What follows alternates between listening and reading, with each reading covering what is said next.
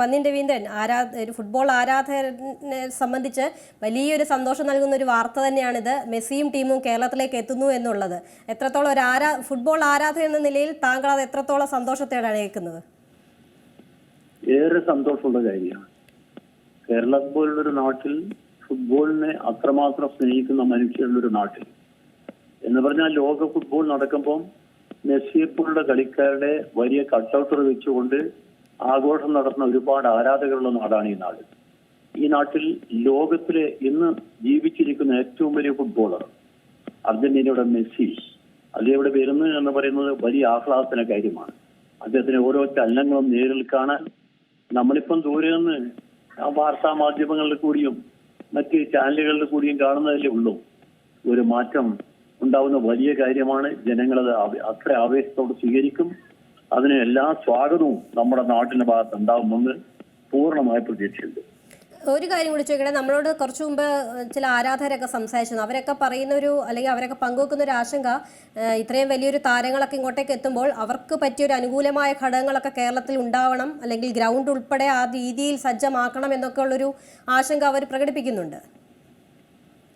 അല്ല, അത് തീർച്ചയായിട്ടുമാണല്ലോ. ഇപ്പൊ ഫുട്ബോളിൽ നേരത്തെ ഉള്ള രീതിയല്ല ഇപ്പൊ കേരളത്തിലുള്ളത്. കേരളത്തിൽ ഇപ്പൊ നടത്തുന്ന കേരള സൂപ്പർ ലീഗില്ലേ, ആ സൂപ്പർ ലീഗ് കണ്ടപ്പോ ഒരു കാര്യം നിങ്ങൾക്ക് ബോധ്യമായല്ലോ. കേരളത്തിലെ കളിക്കാരും ഇന്ത്യൻ കളിക്കാരും വിദേശ കളിക്കാരും ചേർന്ന ടീമുകൾ ഈ 6 ജില്ലകളുടെ ടീമുകളായിട്ട് വന്നു. അതിൽ തന്നെ മികച്ച കളിക്കാർ ഇപ്പൊ സന്തോഷ് ട്രോഫിയിൽ കളിക്കുന്ന ടീമിൽ 7 കളിക്കാർ കേരളത്തിലെ ഈ ടീമിൽ പങ്കെടുത്ത കളിക്കാരാണ്. എന്ന് പറഞ്ഞാൽ നമ്മുടെ കളിക്കാരുടെ കളി നിലവാരത്തിൽ മാറ്റം വന്നു. അതനുസരിച്ച് ഗ്രൗണ്ടിലും മാറ്റം വന്നു. ഇപ്പൊ 4 ഗ്രൗണ്ടിലാണ് ഇപ്പൊ കളി നടക്കുന്നത്. ഇനി മറ്റ് ഗ്രൗണ്ടുകൾ നന്നാക്കണം. ഗ്രൗണ്ടുകൾ ലോക നിലവാരത്തിലുള്ള ഗ്രൗണ്ടുകളാവണം. അതിന് പറ്റിയ സംവിധാനങ്ങൾ ഉണ്ടാവേണ്ട കാര്യം ഇതിനെ തുടർന്ന് ആലോചിക്കണമല്ലോ. അതുകൊണ്ട് കേരളം തന്നെ ഫുട്ബോളിന് ഒരു വളക്കൂറുള്ള മണ്ണാണ്. ഈ മണ്ണിൽ ഫുട്ബോളിന്റെ വളർച്ചയ്ക്ക് ആവശ്യമായ എല്ലാ പ്രവർത്തനങ്ങൾക്കും നമ്മുടെ ജനങ്ങളും ഗവൺമെന്റും ഒരുമിച്ച് ചേർന്ന് പരിശ്രമിച്ചാൽ നടക്കുമെന്ന് എനിക്ക് തോന്നുന്നത്. അതിനു വേണ്ടിയുള്ള ഒരു പ്രവർത്തനത്തിന്റെ ഭാഗമായി കൂടി ആവട്ടെ ഈ മെസ്സിയുടെ വരവ് എന്ന് ഞാൻ ആഗ്രഹിക്കുക. ഒരു കാര്യം കൂടി ചോദിക്കട്ടെ, കേരളത്തിൽ എവിടെ വെച്ച് മത്സരം നടത്തിയാലും മെസ്സിയെ കാണാൻ ഏതായാലും താങ്കൾ പോവില്ലേ? എങ്ങനെ?